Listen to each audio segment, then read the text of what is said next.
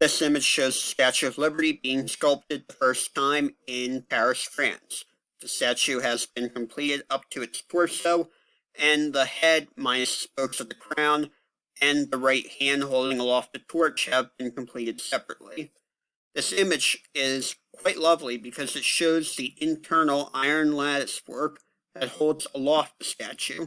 Most people think the Statue of Liberty is solid inside. It is not.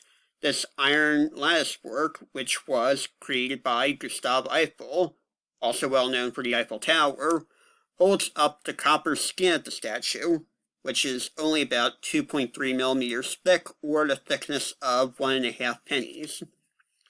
Once the statue was completed, everything that you see here was disassembled and shipped in just over 200 crates across the North Atlantic, and then it was all put back together again on top of its pedestal on Liberty Island.